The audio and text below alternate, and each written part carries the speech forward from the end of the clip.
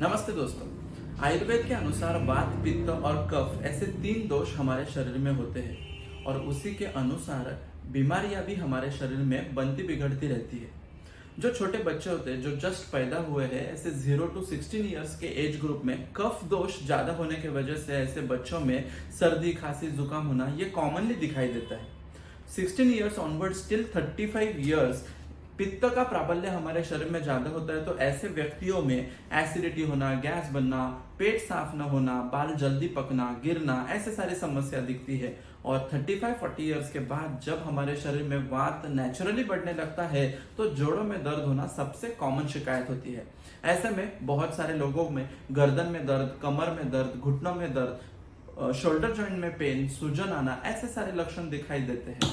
तो ये 35 years onwards होने वाले जो प्रॉब्लम्स होते हैं, इसमें घुटनों में दर्द होना ये सबसे कॉमन प्रॉब्लम होता है। शायद आपको भी घुटनों में दर्द होता होगा।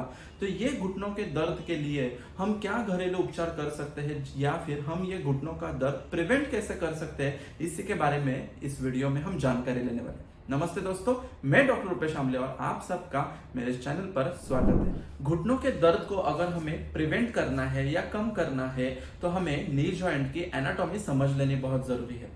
नी जॉइंट में बेसिकली हमारे थाई रीजन का जो बोन होता है वो और हमारे काफ रीजन का जो बोन होता है, इनका मिलाप होता है और उसी जगह पर कुछ लिगामेंट्स होते हैं, टेंडन्स होते हैं, इसके साथ साथ पटेला नाम का एक बोन होता है और इसमें इन सारे जॉइंट्स के बीच में कार्टिलेज होता है जिसके अंदर साइनोवियल फ्लूइड होता है।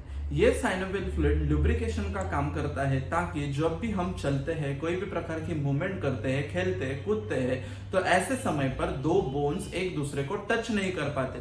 उसके साथ साथ हमारे शरीर में जो भी जर्क आता है ये साइनोवियल फ्लूइड एब्जॉर्ब करता है और वहां के जगह पर लुब्रिकेशन और फ्रिक्शन को कम करने का काम करता है। ये साइनोवियल फ्लूइड एक प्रकार से हमारे नी जॉइंट को प्रोटेक्ट करता है ये कोई भी प्रकार का डैमेज होने की वजह से।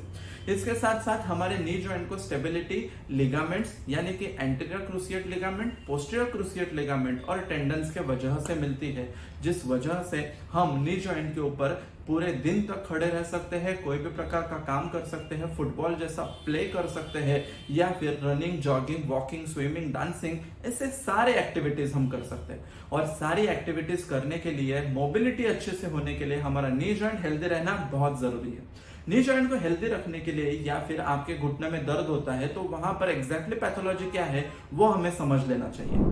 अगर आपके नी जॉइंट में दर्द है, वहां पर सूजन होता है, उठते बैठते समय आवाज आता है, तो उसको डायग्नोसिस हमें कैसे करना है? तो उसके डायग्नोसिस के लिए सबसे इंपॉर्टेंट टेस्ट होता है आपके नी जॉइंट का एक एक्सरे। एपी व्यू यानी कि एंटीरियर पोस्टीरियर व्यू और लैटरल व्यू से अगर हम एक्सरे करते हैं तो नी जॉइंट की स्पेस कम है या ज्यादा है वो हम डायग्नोस कर सकते हैं। उसके साथ साथ बोनी मार्जिन्स कैसे है वो हम डायग्नोस कर सकते हैं। उसमें ऑस्टियोफाइट्स है या नहीं वो हम डायग्नोस कर सकते हैं। इसके साथ साथ अगर हमारे नी जॉइंट की स्पेस कम हुई है तो उस वजह से वो बोन जो है वो एक दूसरे से टकराते हैं कि नहीं, इस बारे में भी हम डायग्नोसिस करते हैं। अगर हमारे लिगामेंट्स और टेंडन्स का हमें डायग्नोसिस करना है, उसमें कुछ पैथोलॉजी है कि नहीं वो हमें जानना है, तो एक्सरे की आगे की टेस्ट होती है सीटी स्कैन और सीटी स्कैन के आगे की टेस्ट होती है एमआरआई नी जॉइंट।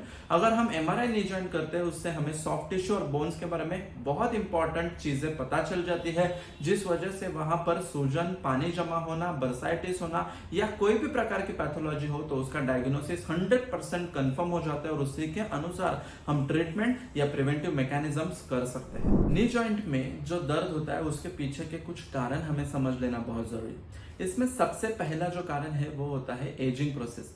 जैसे कि हमने के वीडियो के स्टार्ट में हमने कहा था कि जैसे ओल्ड एज में knee joint pain generally start होता है और उसके पीछे आयुर्वेद के अनुसार वात दोष ही होता है।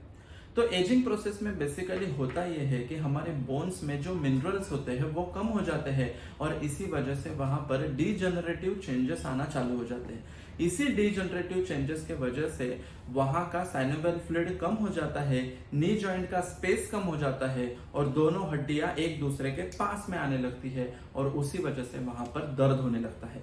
तो अगर आपको 45 ईयर्स के बाद अगर एजिंग प्रोसेस के वजह से घुटने में दर्द हो रहा है तो आपको डीजनरेटिव चेंजेस को कंट्रोल करना चाहिए या उसके ऊपर मेडिसिन लेना बहुत जरूरी है। और अगर आपको अर्ली एज में मतलब 25-30 एज में भी अगर नी जॉइंट पेन होता है तो शायद आपके शरीर की एजिंग प्रोसेस बहुत फास्ट हो रही है, उस वजह से आपको दर्द हो रहा है।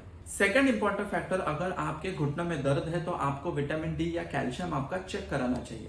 विटामिन डी और कैल्शियम की अगर आपके शरीर में डेफिशिएंसी होती है तो उस वजह से भी बोन्स के मिनरल्स कम हो जाते हैं। उसमें होने वाले कैल्शियम, फास्फोरस, मैग्नीशियम, जिंक सारे मिनरल्स कम होने की वजह से ऑस्टियोपोरोटिक चेंजेस बोन्स में डेवलप हो जाते हैं और नी जॉइंट पेन स्टार्ट होता है। और थर्ड इंपॉर्टेंट फैक्टर, अगर आपके घुटनों में दर्द है तो आपको आपके डाइट के बारे में बहुत कॉन्शियस होना बहुत जरूरी है। बहुत सारे लोग जंक फूड या खट्टे पदार्थ खाते हैं। जिस प्रकार से ये खट्टे पदार्थ खाते हैं तो उससे हमारे कार्टिलेज जो होते हैं वो वीक होने लगते हैं।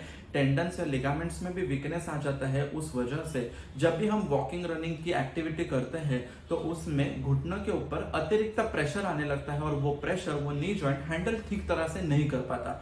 इसी वजह से नी जॉइंट में पहले की स्टेज में सूजन आना, दर्द होना यही रहता है। और उसके बाद में भी अगर हमने अच्छे से उसके ऊपर प्रिवेंटिव मैकेनिज्म या मेडिसिन नहीं ले तो उसमें और भी डैमेज होना स्टार्ट हो जाता है और घुटने का दर्द कंटिन्यूअसली हमें दिन भर रहना चालू हो जाता है। बिना साइड इफेक्ट अगर आपके घुटने के दर्द को आपको कम करना है तो इसमें सबसे बेस्ट एंड फर्स्ट उपाय है जिंजर पाउडर का लेप।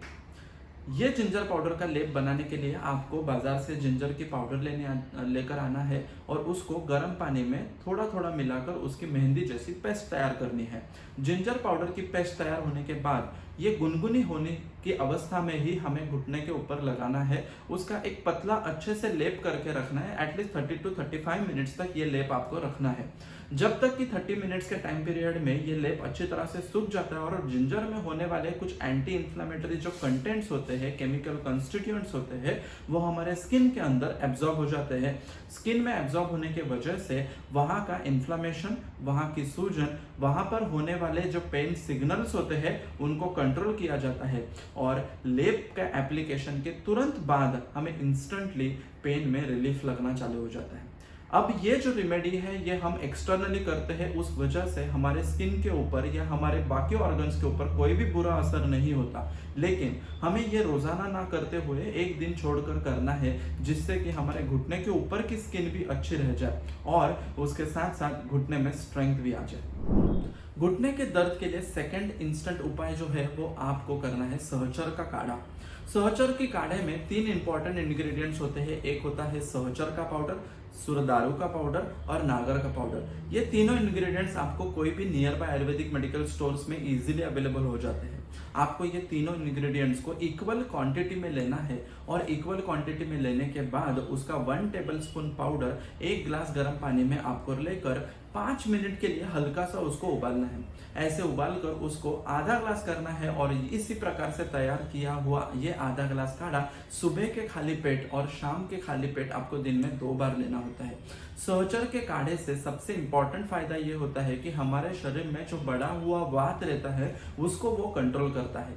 इसके साथ साथ सहचर काढ़ा में प्रभावी ऐसे कुछ तत्व होते हैं जिससे कि उसका डायरेक्ट एक्शन हमारे लंबार रीजन में, हमारे नी जॉइंट में प्रभाव कर देता है और उस वजह से वहां पर जो स्थानिक वात बढ़ा हुआ रहता है वो कंट्रोल में आ जाता है। वहां की सूजन कम हो जाती है, कार्टिलेज रिपेयरिंग मैकेनिज्म में चला जाता है और वहां पर साइनल फ्लूइड का सिक्रेशन भी बढ़ जाता है।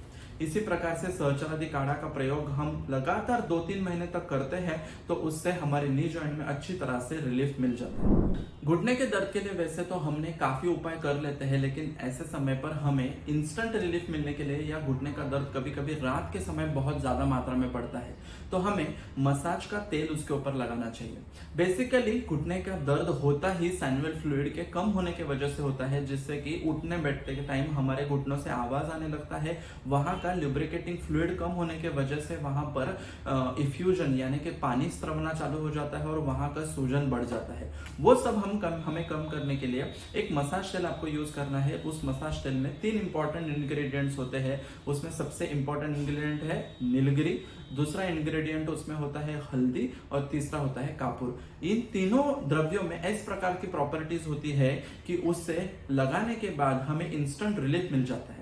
इसी को समन्वय मसाज तेल नाम से भी मार्केट में मिलता है। और ये समन्वय मसाज तेल अगर हम रात के समय लगाते हैं तो उससे हमारे घुटने में दर्द में इमीडिएट राहत मिलता है, वहां का सूजन कम हो जाता है। उसके साथ साथ हमारे बहुत सारे लोगों में घुटनों में दर्द होने के वजह से पैरों में मूंगी आना, झिंझनापन रहना, वीकनेस लगना, ऐसी सारी दिक्कतें होती है। इंस्टेंट रिलीफ के साथ साथ ये जो मसाज तेल है वो घुटने को स्ट्रेंथ देने का भी काम करता है।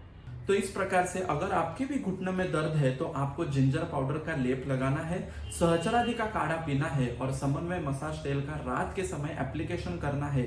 इसके यूज से आपके घुटने के दर्द में आपको ट्रिमेंडस रिलीफ मिल जाए। जिंजर का पाउडर, सहचरादि का काढ़ा आपको नियर बाय आयुर्वेदिक स्टोर्स में इजीली अवेलेबल हो जाता है। और समन्वय मसाज तेल अगर आपको चाहिए तो उसका लिंक मैंने नीचे डिस्क्रिप्शन बॉक्स में दिया है। अगर आपको भी घुटनों में दर्द है तो इन तीनों प्रोडक्ट्स का आप यूज कीजिए और आपको कैसा रिलीफ मिलता है वो मुझे कमेंट बॉक्स में जरूर बताइए। आपके नी जॉइंट के बारे में अगर आपको कोई प्रकार का कंफ्यूजन होगा तो वो भी आप कमेंट बॉक्स में मुझे पूछ सकते हो। ये वीडियो अच्छा लगे तो आपके फ्रेंड्स और फैमिलीज के साथ शेयर जरूर कीजिए, लाइक कीजिए। ऐसे इन्फॉर्मेटिव वीडियोस के लिए मेरे चैनल को सब्सक्राइब कीजिए, बेल बटन दबाना मत भूलिए। मिलते हैं नेक्स्ट वीडियो में ऐसे इन्फॉर्मेशन के साथ। तब तक के लिए धन्यवाद। Thank you so much.